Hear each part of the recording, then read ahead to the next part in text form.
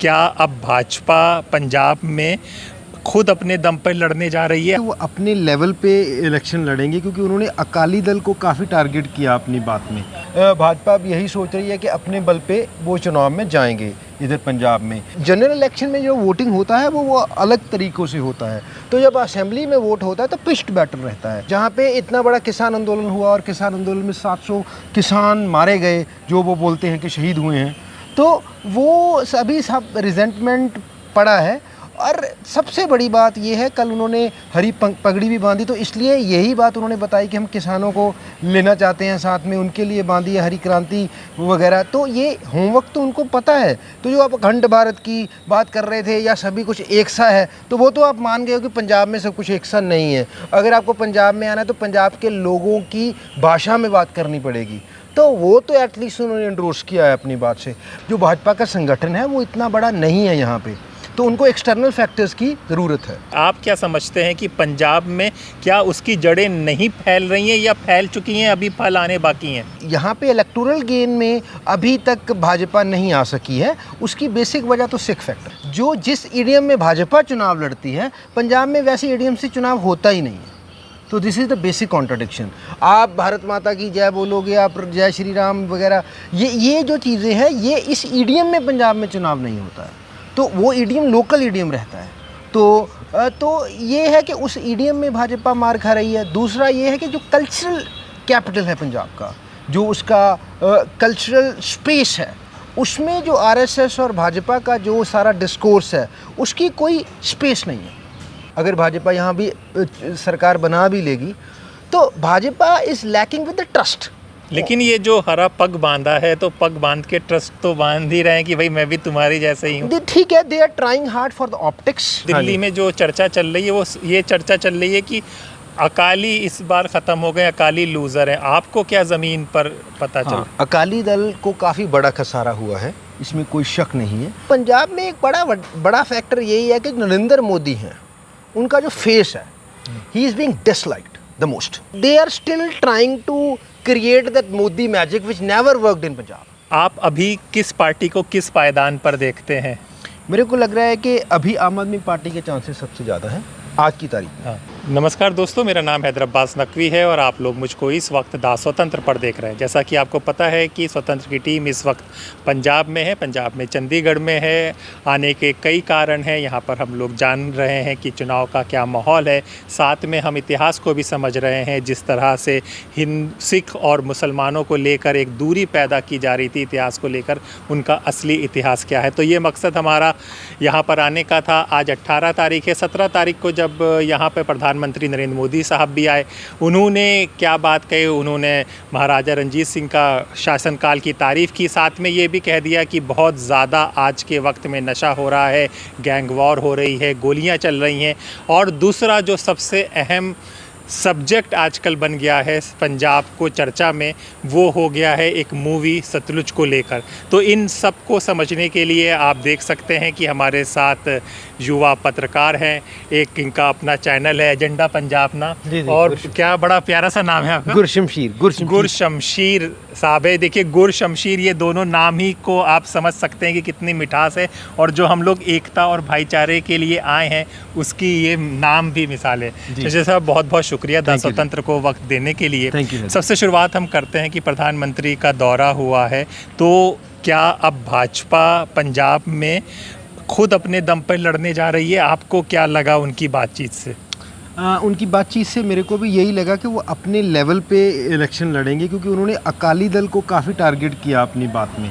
Otherwise अगर alliance partner Akali Dal रहा है इतने साल, 25 साल के करीब, 1996 का जब इलेक्शन हुआ था तब अनकंडीशनल सपोर्ट दिया था अकाली दल ने, तभी से ये चलता रहा है। किसान आंदोलन में आके वो जो अलायंस था वो टूटा था।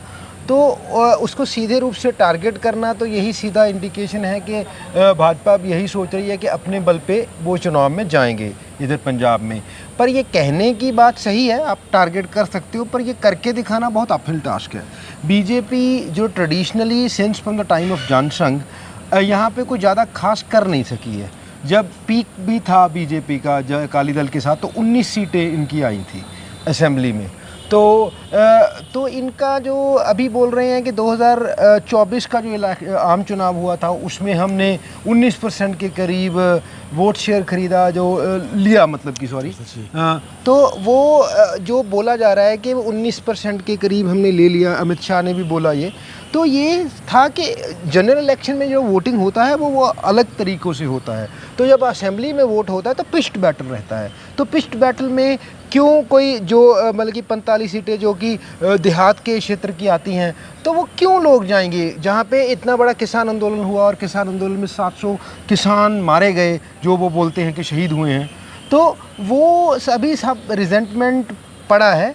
और सबसे बड़ी बात ये है, कल उन्होंने हरी पगड़ी भी बांधी, तो इसलिए यही बात उन्होंने बताई कि हम किसानों को लेना चाहते हैं साथ में, उनके लिए बांधी है हरी क्रांति वगैरह। तो ये होमवर्क तो उनको पता है कि विच सेक्शन इज़ मोस्ट आपसे एलिनेटेड है, तो वो पीजेंट्री का सेक्शन है, तो उसको वो टारगेट करे। Otherwise it was being accused for all other reason, जो पीजेंट्री थी। तो अभी दूसरे प्लैंक में आए हैं कि जिसमें आप महाराजा रणजीत सिंह की भी बात कर रहे हो, आप किसानों की भी बात कर रहे हो। तो जो आप अखंड भारत की बात कर रहे थे या सभी कुछ एक सा है, तो वो तो आप मान गए हो कि पंजाब में सब कुछ एक सा नहीं है। अगर आपको पंजाब में आना है तो पंजाब के लोगों की भाषा में बात करनी पड़ेगी। तो वो तो एटलीस्ट उन्होंने एंडोर्स किया है अपनी बात से। अभी भाजपा को कितना बेनिफिट होगा इन सभी का, वो डेरा को लेके, डेरा बल्ला या कोई और डेरा, तो इसलिए जब आप डेरा के आप एक चुने हुए प्रधानमंत्री हो, आप क्लेम करते हो कि आपकी सबसे बड़ी पार्टी है, आपका सबसे बड़ा मेंबरशिप ड्राइव है, आपके पीछे एक बड़ी संस्था है आरएसएस की जिसका आइडियोलॉजिकल वो सारा बैकग्राउंड है, पर उसके बावजूद आप जब ऐसी बात कर रहे हो कि आपको एक कन्विंसिंग के लिए, चुनाव की कन्विंसिंग के लिए एक आप आ रहे हो एक सूबे में जहाँ पे आपकी पहले कोई सरकार नहीं रही है, उसमें आपको you are hoping to have a support from एक डेरा से। आपको डेरा से सपोर्ट नहीं चाहिए, आपको एक आपका संगठन की मजबूती अपने लेवल पे होनी चाहिए। तो आप डेरा की सपोर्ट लोगे, इसका एक बात तो आप इंडोर्स करते हो कि you don't have that organisational structure that powerful कि आपको वो वोट जितवा सके। तो एक तो ये उन्होंने इंडोर्स किया है बार बार डेरा बल्ला आके या और डेरों में आके कि जो भाजपा का संगठन है वो इतना बड़ा नहीं है यहाँ पे, तो उनको एक्सटर्नल फैक्टर्स की ज़रूरत है। एक चीज़ ये भी समझना चाहेंगे कि हम लोग देख रहे हैं कि आरएसएस इतना मजबूत संगठन है, हर राज्यों में, इतने सारे राज्यों में भाजपा की सरकार हो गई है, लेकिन आपको क्या एहसास होता है, आप क्या समझते हैं कि पंजाब में क्या उसकी जड़ें नहीं फैल रही हैं या फैल चुकी हैं, अभी फल आने बाकी हैं? नहीं, देखो, आरएसएस शुरू से ही कोशिश करता रहा है since from pre partition time. जो ये आर्य समाज था, ये एक आरएसएस का ही एक रूप था पहले। तो ये एक हिंदू राइट का लगातार प्रेजेंस रहा है यहाँ पे, अभी भी है।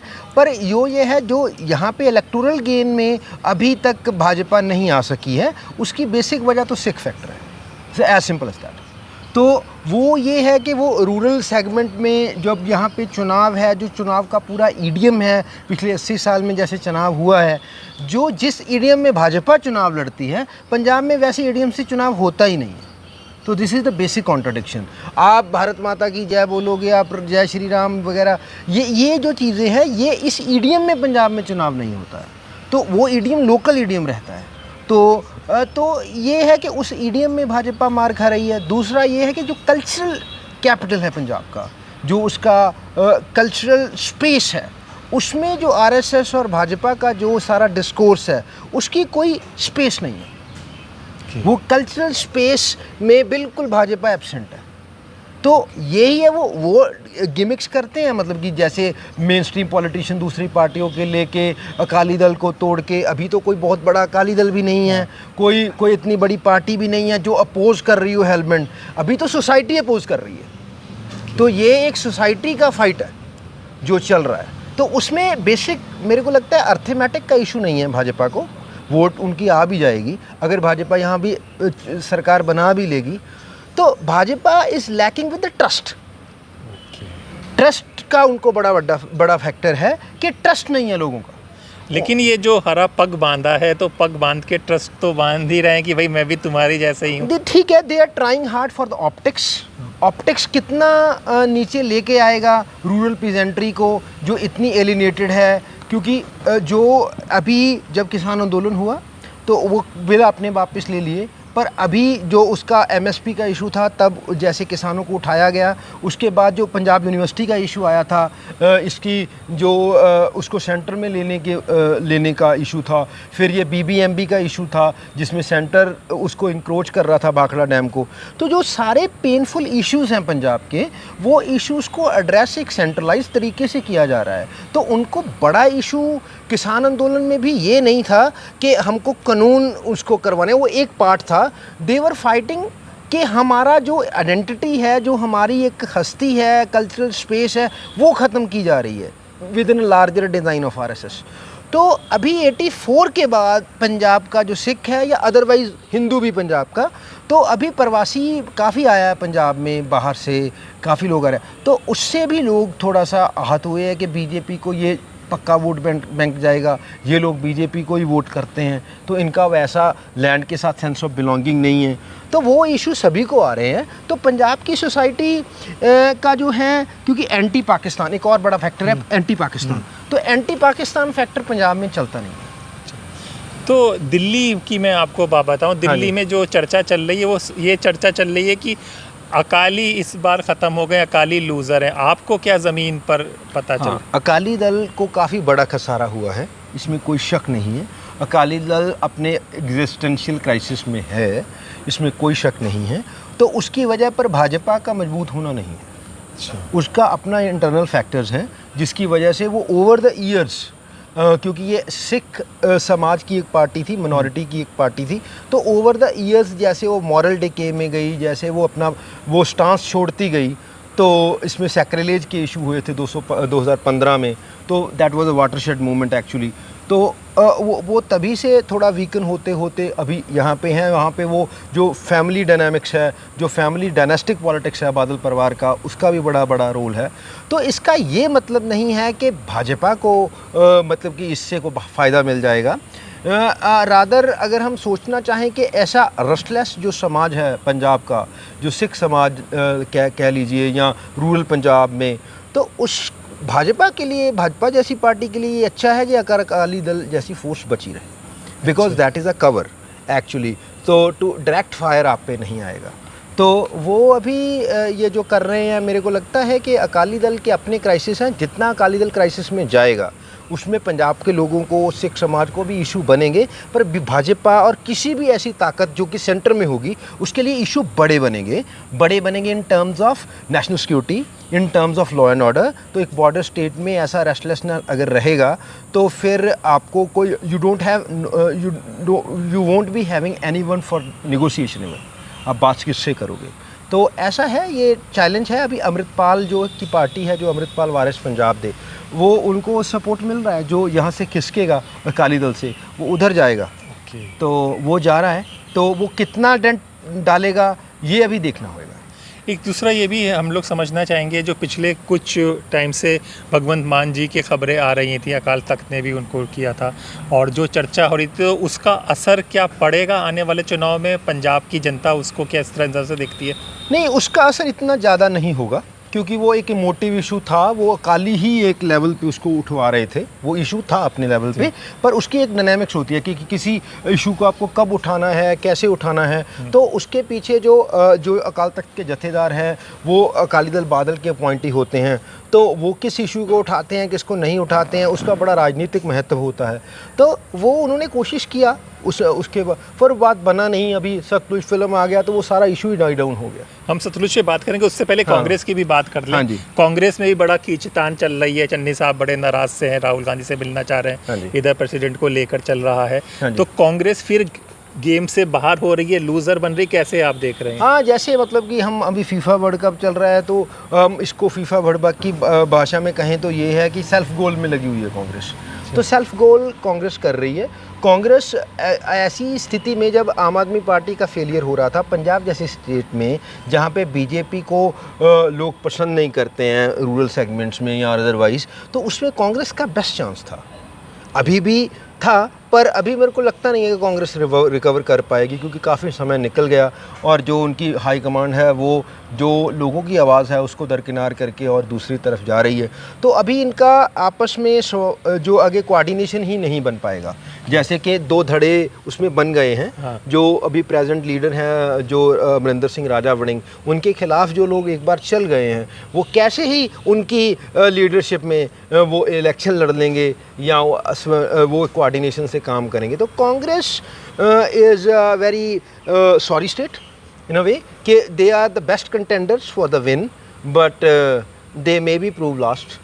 पर still Congress is a strong contender in the terms of कि कांग्रेस को लोग चाहते हैं उनकी आइडियोलॉजी की वजह से। ओके। तो जो अभी अकाली दल ख़त्म हो रहा है तो उनको क्या लगता है कि नेशनल लेवल पे कोई फोर्स है जो उनको थोड़ा बहुत स्पेस दे सकती है, तो वो कांग्रेस को उनको लगता है। 2024 का जो जनरल इलेक्शन हुआ था उसमें जो राहुल गांधी का जो एक स्टांस था कॉन्स्टिट्यूशन को लेके या नरेंद्र मोदी के ख़िलाफ़, उसको ऑनर किया गया था। पंजाब में उसको 8 सीटें मिली थी, 13 सीटें टोटल हैं यहाँ पे। तो वो वहाँ पे पंजाब कांग्रेस का कोई ऐसा नहीं था कि उन्होंने कोई बहुत बड़ी वहाँ पे वो की है, उन्होंने कोई उसमें मेहनत की थी, ऐसा नहीं था। वो राहुल गांधी के ही जेस्चर पे, जैसे वो भारत जोड़ो में आए थे और जो मोदी के ख़िलाफ़ वो बोलते हैं। तो पंजाब में एक बड़ा फैक्टर यही है कि नरेंद्र मोदी हैं, उनका जो फेस है, he is being disliked the most. Okay. So it's not because of the किसान आंदोलन, और it's right from the very beginning. जब ये 2014 में आए थे तभी से तो इनका अभी भी भाजपा क्या इशू वहाँ कहाँ अटके हुए हैं, वो they are still trying to create that Modi magic which never worked in Punjab. So this is the point. दूसरा, अगर एक इससे पॉलिटिक्स का ये लास्ट सवाल है, आप अभी किस पार्टी को किस पायदान पर देखते हैं? मेरे को लग रहा है कि अभी आम आदमी पार्टी के चांसेस सबसे ज़्यादा हैं आज की तारीख में। हाँ। क्योंकि उसकी वजह जो है, जो उन्होंने जो फ्री बीज का इशू है या जो कुछ चीज़ों में उन्होंने कुछ नई चीज़ें की हैं, तो वो सारा कुछ not all the happy marriage, but still they are giving some things. अभी जो वेंडेटा होता था पुलिस जो अकाली गवर्नमेंट में या कांग्रेस गवर्नमेंट में, जैसे रूरल क्षेत्र में जैसे वो होते थे फ्रिविलियस FIRs वगैरह, वो चीज़ें नहीं हुई हैं इस राज्य में। तो इनको जो 1000 रुपया देने वाला बात है या बिजली वाला बात है, भगवंत मान का जो अपना पॉपुलैरिटी है, तो as compare to others he is slightly better. अच्छा, अब हम ये भी समझ लें एक चीज़, क्योंकि आप भी एक माइनॉरिटी ताल्लुक़ रखते हैं, कि माइनॉरिटी सिख हो या मुस्लिम हो, ये लोग कोई अपना लीडर क्यों नहीं बना पाए, क्यों नहीं चुन पाए? इस पर कभी आपने सोचा है? कभी देखिए, जैसे मतलब कि जैसे अगर हम मुस्लिम का बात करें तो जो सच्चर कमेटी रिपोर्ट आई थी, सच्चर कमेटी रिपोर्ट का जो फाउंडेशनल फाइंडिंग था वो यही था कि जब से 47 से जो लीडरशिप थी वो लीडरशिप इस कम्युनिटी को नहीं मिल पाई। उसका बड़ा रीज़न तो यही था कि जो बड़ी अच्छी लीडरशिप थी तो वो तो सारी पाकिस्तान में इनखला कर गई थी। तो तभी जो लोग बचे थे उनमें से कुछ लोग आने की कोशिश हुई, थोड़े बहुत लीडर रहे, तो वो धीरे धीरे कम होता गया। और इसमें जो सिखों का केस है या ईसाइयों का केस है, तो आप देखोगे कि ईसाइयों ने तो यहाँ पे कोई बहुत ज़्यादा मतलब कि जो पॉलिटिकल प्रोसेस है उसमें कोई बहुत ज़्यादा पार्टिसिपेट ही नहीं किया है, या एक जगह पे नहीं है, स्कैटर्ड है काफ़ी जगह पे। तो पंजाब में एक स्पेशल केस हुआ कि जब ये 66 में जब पंजाबी सूबा बन गया, तो तब ये सिखों का एक मेजॉरिटी, एक जमावड़ा बन गया एक स्टेट में। तो वहाँ पे अकाली दल एक रिप्रेजेंटेशन करता रहा एज एन ऑर्गेनाइज्ड फोर्स सिखों की। But the death of Akali Dal और अ decay of Akali Dal is a classic case that how a minority party can be killed. And आप देखोगे कि अकाली दल का जो केस है 100 साल पुरानी पार्टी है, अभी 105 साल हो गए हैं, तो 1920 में आई थी ये। तो अभी देखो जो अकाली दल से डिस्ट्रस्ट हुआ है तो वो क्लासिक केस है, उसमें आप उनके इंटरनल प्रॉब्लम्स अपनी जगह पे हैं, पर आप you can not negate the factor of the Indian state. उन्होंने हर जगह पे right from the very beginning जो मिनॉरिटी बेस्ड पार्टी थी पहले, उनको एक सेकुलरिज्म के कोर्ट में डाल के वो उनकी एग्जिस्टेंस से ही उनको क्रिमिनल दिखाया गया right from the very beginning. तो अकालीज के साथ तो ये बड़ी प्रॉब्लम थी कि जब नेहरू का ज़माना आया था तो नेहरू को ये लोग जो करते हैं आरएसएस वाले क्रिटिसिज्म करते हैं अपने एंगल से, पर पंजाब में उसका क्रिटिसिज्म अगले अलग एंगल से है। तो Nehru was a very disliked figure in Punjab because of this, क्योंकि उन्होंने जो अकाली दल की या सिख असर्शन, सिख आइडेंटिटी की असर्शन थी, उसको उसने कम्युनल बताया। उस सारे जब ये 84 भी हुआ था, जब ये सारा कुछ था, तो उनको कम्युनल ही बताया जा रहा था। तो जो बात, तो ये एक बड़ा डिस्कोर्स था जो इसमें जो पढ़े लिखे सिख थे या जो लोग नरेटिव बिल्ड करने की कैपेसिटी में थे, they started tagging themselves with the larger narrative कि हाँ भाई हम इसमें बुरे ना बन जाएं या हमें कोई कम्युनल ना बोल दे। तो ये एक था कि सिस्टमेटिक तरीके से कुछ गलतियाँ, कुछ वो एक पंजाबी में है कि कुछ शहर दे लोग भी जालम सी, कुछ सानू मरन दा शौक भी सी। तो वो दोनों चीज़ें हुई, वो स्टेट का फैक्टर भी है और कुछ इन पार्टियों ने अपने अंदर जो इनका ज़रूरी था, being minority parties, they have to be up to the mark, तो वो जिम्मेदारी वे नहीं निभा पाए हैं। और मेरे को लगता है कि जैसे इंडिया और यहाँ पे नहीं खाली, चलो खैर बांग्लादेश और पाकिस्तान में तो उन्होंने मिनॉरिटी क्वेश्चन ही ख़त्म कर दिया, वहाँ पे तो इतनी सीजेबल मिनॉरिटी ही नहीं है कि वो कोई पार्टी बना सकें, तो वो तो एक रहमो करम पे हैं। जैसे ये एक बड़ी संख्या थी मुसलमानों की इंडिया में, तो उतने बड़ी पॉपुलेशन को कोई पॉलिटिकल रिप्रेजेंटेशन ना मिले, तो it speaks volumes about the state, volumes about the state of India, कि जिसको बोला गया था कि सेकुलर इंडिया है। तो it's blatantly de facto you are running a majoritarian state. तो आप उस ऐसे हालात ही बना रहे हो जिसमें मिनॉरिटी रिप्रेजेंटेशन वैसे ही नहीं रहेगा। तो आप बोलोगे कि हम तो कुछ नहीं बोल रहे, आप आ जाओ, जब आप स्ट्रक्चर ही नहीं बचने दोगे या खड़ा ही नहीं होने दोगे। अभी जब अकाली दल यहाँ पे स्ट्रगल कर रहा है तो कई पार्टियों ने कोशिश की है, अभी अमृतपाल की पार्टी भी कर रही है, तो how he is being treated तो हमने सभी ने देखा है। तो ऐसे ही कोई भी एफर्ट जो होती है जो जिसमें मिनॉरिटी रिप्रेजेंटेशन की कोशिश हो सके, वो उस एफर्ट को बड़े तरीके से सर्कल किया जाता है, तो वो उसमें कामयाब है अभी तक स्टेट। तो ये अभी देखना होगा, जो चैलेंज बड़े चैलेंज हैं कि मिनॉरिटी का जो, ये ऐसा इशू नहीं है कि इलेक्शन में इशू है, ये रोज़मर्रा के इशू हैं। तो रोज़मर्रा के इशू को अगर आपने डील करना है तो आपको you need a permanent force जो आपके, अभी देखिए जो पंजाब के केस में जैसा भी है, अभी एसजीपीसी एक बॉडी है, जब भी कोई इशू होता है तो एसजीपीसी बोलती है या उस पर एक प्रेशर बनता है बोलने का, तो कितना भी कर रही है चलो अलग बात है, but there is a body. तो अगर यही नहीं रहेगी तो फाउंडेशनल क्वेश्चन अभी हिंदू राइट की तरफ से क्या आ रहा है, जो ये सारी रिजेंटमेंट के तरफ से, कि इसको डिसमेंटल कर दो एज अ बॉडी। सो ये क्यों किया जा रहा है? क्योंकि जैसा भी स्ट्रक्चर है, कुछ भी है, वो रिप्रेजेंटेशन के सारे एवेन्यूज आपसे निकाल लेना चाहते हैं। तो ये एक बड़ा चैलेंज है, ये अभी मिनॉरिटी कम्युनिटीज़ को देखना है कि उन्होंने इस सारे मेजॉरिटेरियन इंडिया में कैसे नेविगेट करना है, कैसे अपने संगठन, कैसे अपनी ऑर्गेनाइजेशनल कैपेसिटी को बिल्ड करना है, so that they can be better represented. दूसरा भी ये आखिरी सवाल, क्योंकि सतलुज पे बहुत चर्चा हो रही है पंजाब 1985 का, आप उस वक्त कितने साल के थे? आपने सुना था, देखा था? मैंने भी सुना ही था। मेरे को तब मैं 7 साल का था जब ये 95 में जब उनको उठाया गया था। जो हमको खालरा साहब का तो बाद में पता चला, पर चीफ मिनिस्टर का पता चला था। चीफ मिनिस्टर जब मरे थे तो हमको छुट्टियां हो गई थी स्कूल में, तो वो शुक्रवार और वीरवार का दिन था, वो सोमवार को लगा था स्कूल, इतना याद है। तो बट द पॉइंट ये है कि सतलुज, देखिए EH कार एक अपने हिस्टोरियन हुए हैं ब्रिटेन के, तो उन्होंने बोला था कि history is in continuous dialogue between past and present. तो अगर आप हिस्ट्री के जो इनकन्वीनियंट ट्रुथ्स हैं, if you try hard to hide them and then they will boomerang. तो बूमरैंग इस लिहाज से होते हैं, फिर वो इंटरप्रिटेशन अपने लेवल पे होती है उसकी। वो फिर आपने तो कोई कोशिश नहीं की, तो इतने बड़े घाव हैं, तो घाव को जब आप नहीं सिलोगे तो वो बड़े बुरे तरीके से गैंग्रिक बन के निकलेगा।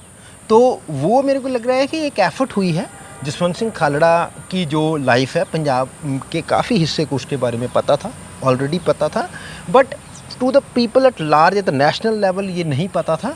तो ये जुडिशल रिकॉर्ड जो 95 में सुप्रीम कोर्ट का जजमेंट आया, 2005 में जो CBI कोर्ट का जजमेंट आया, उस पर जुडिशल रिकॉर्ड पे फिल्म बनी है कि एक बंदा जिसने, और खाली उसका जो काम था 2097 जो उन्होंने लाशें अनआइडेंटिफाइड करके जलाई गई थी लावारिस करके, उसको उनका जो डेटा निकाला था उन्होंने, तो उस डेटा के ऊपर सुप्रीम कोर्ट ने कॉग्निजेंस लिया और सुप्रीम कोर्ट ने उसमें सीबीआई की इंक्वायरी मार्क की, not only in Khalra case but other case also. जो उसका वर्क था 2095 उसमें अभी 200 से 250 जो पंजाब पुलिस के जो मुलाजिम हैं उनको अभी तक कन्विक्शंस हो रही हैं उन मामलों में, और एक भी केस, कोई भी केस डिसप्रूव नहीं हुआ, 100% कन्विक्शन है। तो अगर आप देखो कि अगर उन सारे केसों में एक गवर्नमेंट अपनी जिम्मेवारी समझती, इंक्वायरी बैठाती, तो कितने केसेस निकाले जा सकते थे। तो एक वो सिंबल है, ऐसे जस्टिस तो कभी नहीं मिलेगा उसमें पूरा, तो एक वो जेस्चर है जो खालड़ा साहब का वर्क है। He has able to prove the point कि जो पंजाब में हुआ that was a fake encounter, तो लार्ज स्केल पे फेक एनकाउंटर हुआ। तो वो अभी जो आया है उसमें तो जुडिशल रिकॉर्ड पे फिल्म बना है, रॉनी स्क्रूवाला एक बहुत बड़े फिल्म प्रोड्यूसर हैं, तो उन्होंने बनाया है। तो इसलिए ये बवाल खड़ा हो रहा है, बवाल इस बात पे खड़ा हो रहा है कि एक नया पक्ष आया इस बात पे। एक पहले से तो चल ही रहा था कि आतंकवाद था, उस आतंकवाद बड़ा भयंकर था, उसको बड़े तरीके से, बड़े दिलेरी से ये जो पंजाब की पुलिस ने इसको सही कर दिया, ये तो चल ही रहा था नरेटिव। एक नरेटिव और आ गया तो ठीक है, एक other side of the story भी लाइक दिस, तो why there is not able to digest that. तो दिस इज़ द पॉइंट। तो अभी पंजाब में तो किसी को कोई आश्चर्य नहीं है ये इस बात पे। तो ऐसा है कि अगर आप सच को दफन करने की कोशिश करोगे तो ये और उभर के निकलेगा। तो सतलुज के बहाने से जो पंजाब में जो हो रहा है, जो काउंटर इंसर्जेंसी जो कश्मीर में हुई है, जो नॉर्थ ईस्ट में हुई है, या पूरे इंडियन सब कॉन्टिनेंट में, जैसे बेसिकली जो द फाउंडेशनल पॉइंट है, जब ये ब्रिटिश कॉलोनियल पीरियड चल रहा था तो तभी भी आर्म्ड स्ट्रगल हुए हैं। एक धारा थी जो स्वतंत्रता सेनानियों की, वो आर्म स्ट्रगल करते थे। चंद्रशेखर का हमें पता है, उनका यूपी में इनकाउंटर हुआ था, तो उनका रियल इनकाउंटर था, फेक इनकाउंटर किया जा सकता था, रियल इनकाउंटर था दैट वाज। तो कभी भी इनफोर्स्ड डिसअपीयरेंसेस का केस ब्रिटिश टाइम में नहीं मिलता। उन्होंने भगत सिंह का भी ट्रायल किया। तो ये जो डिसअपीयरेंसेस करनी ये इंडियन सिस्टम में हमें मिला है। तो ये बड़ी बात है कि कॉलोनियल स्टेट ने कम से कम हमारी डिसअपीयरेंस नहीं की है। तो हम why we are proceeding ahead और बैकवर्ड्स। तो ये एक बड़ा सवाल है कि काउंटर इंसर्जेंसी जो ऑपरेशंस हैं उसमें आपको जो रूल बुक है, जो लॉ है, उसको आपको मानना है या आपको छोड़ के करना है। अभी तो सीधा बोला जा रहा है कि इसका तो कोई लीगल तरीका ही नहीं है। तो जैसे इजराइल कर रहा है, गाज़ा में कर रहा है या ईरान में कर रहा है, तो आप पूरे घर को जला दो, है ना, उसके गोशाए गंदम को जला दो, जैसे इकबाल ने कहा था। तो ये बात क्या हुई? मतलब कि आपको एक रूल ऑफ लॉ है, या तो अगर आप पुलिस फोर्स को बोल दो। अगर सलवा जुडिम का जजमेंट आया था 2011 में, आपको भी शायद पता होगा, निज्जर साहब का जजमेंट है, बहुत ज़बरदस्त जजमेंट है। जो ये विजिलेंटे ग्रुप्स हैं, पुलिस को जब आप विजिलेंटे ग्रुप्स बना दोगे तो you are calling a very very mess. तो जो सतलुज ने जो एक डर्टी ट्रुथ था इंडियन स्टेट का, उसको अनर्थ करने की कोशिश किया, उसका one side of the story.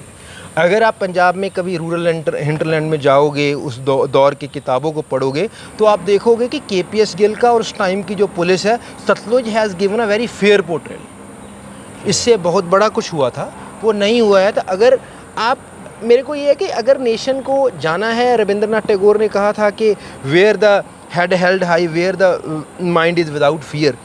तो अगर आपको फियर को दूर करना है तो सच सुनना पड़ेगा। तो ये सच कहने की कोशिश है जो पहली दफ़े भारत में एक बड़े स्केल पे गया है उस फिल्म की वजह से। मेरे को लगता है ये, अगर इसमें कुछ नहीं बात आई है, कई लोग बोल रहे हैं कि दूसरी साइड भी थी जो आतंकवादी कर रहे थे, बिल्कुल गलत था वो, तो उसका भी बात आ जाना चाहिए। अगर कश्मीर फाइल फिल्म बन सकती है या केरला फाइल बन सकती है तो फिर सतलुज पे इतना बवाल क्यों है? तो जो हमने लार्जर क्वेश्चन आपको पहले बताया दूसरे एंगल में, मेजॉरिटेरियन स्टेट में आप एक किस्म का सच दिखा सकते हो, दूसरा जब दिखाओगे तो ऐसे बवाल होंगे। तो सतलुज भी इसका अपवाद नहीं है। लेकिन आप लोगों से मिलते हैं, जानते हैं, तो वो एक सवाल हम लोगों से ज़रूर पूछा जा रहा है कि भाजपा, क्योंकि इतनी सारी जैसे प्रोपेगेंडा फिल्में आई हैं, सब चीज़ें आई, सारी तरह की फाइलें देखी, धुरंधर देखी, तो भाजपा ने, सरकार ने ही इसको बैन क्यों लगाया? क्योंकि लोगों को लगा था कि ये तो कांग्रेस काल में हुआ था, केपीएस गिल कांग्रेस, भले ही वो सिक्योरिटी है मोदी जी के चले गए हों, भले ही बेन सिंह अब भाजपा में, उनके पोते भाजपा में आ गए हों, तो उन्होंने क्यों बैन किया? ये बड़ा एक सवाल है, अगर इसका जवाब ऑडियंस को हाँ जी, ये देखो, ये जो पंजाब के हवाले से या कश्मीर के हवाले से या नॉर्थ ईस्ट के हवाले से, ये ना जो चीज़ें डिसाइड होती हैं, काफ़ी लोग ये मानते हैं कि पार्टी पॉलिटिक्स से ऊपर उठ के होती हैं। तो इसमें जो सिक्योरिटी का एंगल होता है, सिक्योरिटी एजेंसीज का एंगल होता है, उनका भी एक बड़ा अमल दखल है जो ये होता है। अगर आप देखोगे कि मतलब कि अभी केपीएस गिल जो हैं, पंजाब में किसी गांव में चले जाइए रैंडमली, किसी को बिना बताए, तो आप उनका सर्वे कीजिए, उनके बारे में लोग क्या बोल रहे हैं। तो like they are having the bad impression of a person, very brutal one. तो एक तरफ आप इंडिया में कहीं चले जाइए तो केपीएस गिल के बारे में पूछो, ख़ास तौर से हिंदी हिंटरलैंड में जब जाओगे तो वो बोलेंगे कि बहुत बड़े आदमी थे। तो ये जो कॉन्ट्रास्ट है ना, ये जो इमेजेस का, इमेज मेकिंग का, इस मेरे को लगता है कि अगर मोदी रजीम में एक अथॉरिटेरियन रजीम को उन्होंने चला के रखना है, तो उनको केपीएस गिल जैसे हीरो डिसमेंटल होते दिखना वो अलाउ नहीं कर सकते, क्योंकि आगे भी अभी काम ख़त्म नहीं हुआ है, अभी और भी मणिपुर में हो रहा है, कुछ भी हो रहा है। अगर आपको 30 साल बाद ऐसे ही कोई डिसमेंटल कर देगा, तो आज आपके कहने पे फिर कौन काम करेगा? तो एक लार्जर क्वेश्चन है फंक्शनैलिटी ऑफ द स्टेट का। तो उसमें ये है कि बीजेपी, और रादर इंटरेस्टिंगली आप देखिएगा कि इसमें तो कांग्रेस को जितना, और आज आए ये प्रधानमंत्री भी अभी आए हैं, तो उन्होंने तो सतलुज का रेफरेंस भी नहीं दिया। तो वो एक बड़ा पॉइंट था कॉर्नर करने के लिए कांग्रेस को। पर वो जो एक ट्रेडिशनली बोला जाता है भी यहाँ पे फिर यहाँ सब मिले हुए हैं, तो ये हो सकता है, ये एक इंटरप्रिटेशन है, इसमें क्या सच है क्या नहीं है ये तो वो जानते हैं। बट ये सुजेस्ट यही करता है कि there is a certain sort of understanding when it comes to deal with a minority, with the border state. तो उसमें फिर वो जो अर्थमेटिक होता है इलेक्शन का, जो कॉमनली प्ले करता है, उससे परे की चीज़ें भी होती हैं। तो मेरे को लगता है कि सतलुज का बैन उसी को सजेस्ट करता है। आपने बहुत अच्छे से सब चीज़ें समझाई। एक बार हमारे ऑडियंस को अपना ज़रूर वो चैनल का नाम बताइए कि आपसे अगर देख सकें। हाँ जी, मेरा नाम गुरशमशीर सिंह है जी। हमारा चैनल है एजेंडा पंजाब। आप फेसबुक, यूट्यूब पे जाके पंजाब को हम कवर करते हैं, पंजाबी और इंग्लिश में हम काम करते हैं। चलिए, शुक्रिया। तो देखिए, इनसे अच्छे पंजाब की ग्राउंड रिपोर्ट कोई नहीं दे सकता था, और स्वतंत्र का यही हमेशा प्रयास रहा है कि ऐसे लोगों को लाएं, ऐसे रिपोर्टर्स को लाएं, ऐसे इंटेलेक्चुअल्स को लाएं, इतिहासकार को लाएं, जो आपको सही बात बताएं। क्योंकि आज के दौर में बात सही नहीं बताई जाती, एजेंडा चलता है, और हम लोग अभी तक तो किसी एजेंडे में नहीं है। तो अपने दोस्त हैदर अब्बास नकवी को इजाज़त दें, फिर होगी मुलाकात ऐसी ही किसी चर्चा के साथ जिसका ताल्लुक़ होगा आपसे। तब तक के लिए नमस्कार।